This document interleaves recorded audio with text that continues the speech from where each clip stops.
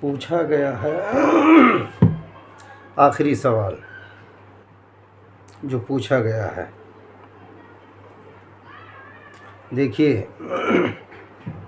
ایمان کامل کی 2 علامتیں یہاں بیان کی گئی ہیں۔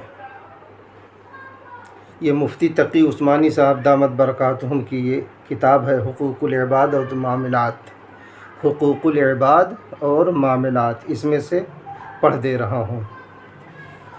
حضرت ابو ہریرہ رضی اللہ عنہ سے روایت ہے کہ حضور اقدس صلی اللہ علیہ وسلم نے ارشاد فرمایا، کوئی بندہ اس وقت تک کامل مومن نہیں ہو سکتا جب تک وہ مذاق میں بھی جھوٹ بولنا نہ چھوڑے اور بحث و مباحثہ نہ چھوڑے، چاہے وہ حق پر ہو۔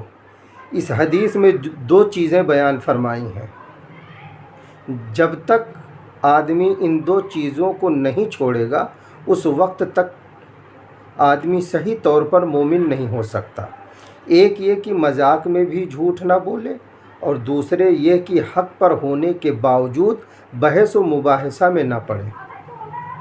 حضرت تھانوی رحمۃ اللہ علیہ سے اسی لیے خصوصاً ایک ملفوظ مجھے یاد آ گیا، بیان کر دیتا ہوں۔ حضرت والا حاجی امداد اللہ صاحب مہاجر مکی رحمۃ اللہ علیہ نے کہا تھا، بحث و مباحثہ میں نہ پڑنا یہ بہت اونچی چیز ہے، اور یہی نصیحت میرے پیر و مرشد حضرت خواجہ مفتی محمد حنیف صاحب رحمۃ اللہ علیہ نے بھی کہا تھا مجھ سے کہ بحث مباحثہ میں نہ پڑنا، اور جتنی باتیں کرنا اعمال صالحہ کی طرف لوگوں کو راغب کرنے کے لیے کرنا۔ امت چونکہ اعمال کے معاملہ میں بہت کمزور ہو چکی ہے۔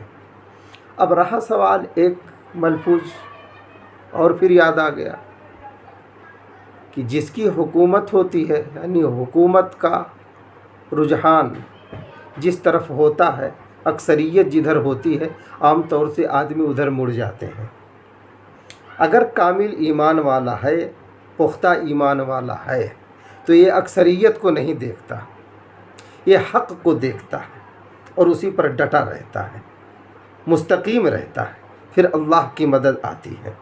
اسی لیے اللہ پاک کہتے ہیں، ان الذین قالوا ربنا اللہ، بے شک جو لوگ ایمان والے ہیں اور یہ کہتے ہیں کہ میرا رب اللہ ہے، ثم استقاموا، پھر اس پر مستقیم رہتے ہیں، پھر اللہ کی مدد آتی ہے۔ آگے دوسری طرف بات نکل جائے گی۔ اس لیے مذاق میں بھی جھوٹ نہیں بولنا ہے، بحث اور مباحثہ نہیں کرنا ہے۔ کیوں؟ کیونکہ ایک دوسری حدیث سنیے، الکذب یہلک الصدق ینجی والکذب یہلک، سچائی نجات دیتی ہے، جھوٹ برباد کر دیتا ہے، جھوٹ برباد کر دیتا ہے۔ اب یہاں بربادی کی ایک بات اور یاد آ گئی۔ اکثر لوگ کہہ رہے ہیں مسلمان برباد ہو رہے ہیں، تباہی کی طرف جا رہے ہیں۔ مدنی کریم صلی اللہ علیہ وسلم نے ایک مرتبہ فرمایا تھا کہ دیکھو، دشمن تمہیں جیسے تم دسترخوان پہ نعمتیں چٹ کر جاتے ہو، ویسے دشمن تمہیں نوالا بنائے گا۔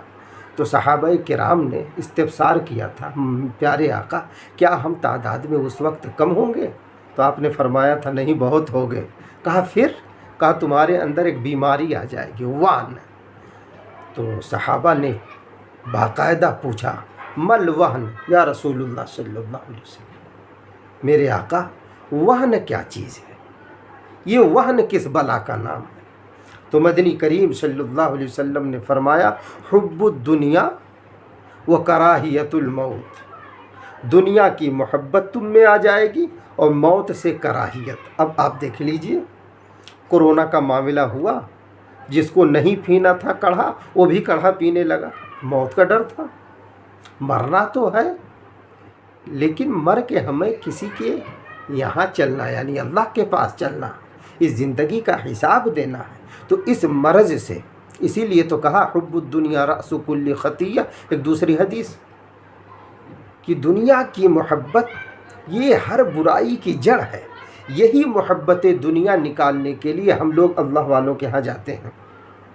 اللہ والوں کی صحبت میں رہنے سے، ان کی برکت سے دھیرے دھیرے دنیا کی محبت نکلنے لگتی ہے اور فکر آخرت بڑھنے لگتی ہے۔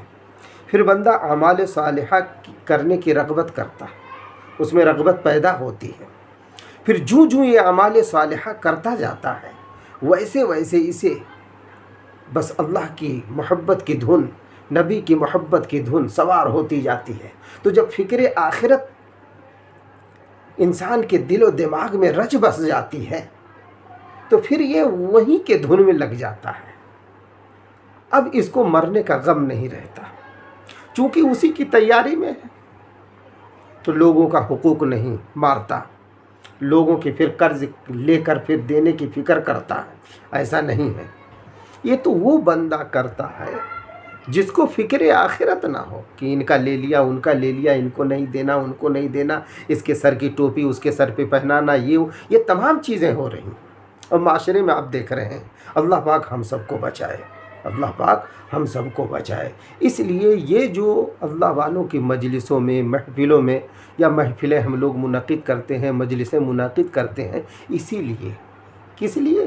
تاکہ ہم لوگوں کے دل و دماغ سے دنیا کی محبت نکلے اور فکر آخرت سما جائے۔ تو آخری بات یہی، کیا؟ جھوٹ نہیں بولنا ہے، مذاق میں بھی بحث اور مباحثہ نہیں کرنا ہے، بحث اور مباحثہ بھی نہیں کرنا ہے۔ جیسا کہ حدیث میں آیا کہ اگر تم حق پر بھی ہو تب بھی بحث مباحثہ نہ کرو۔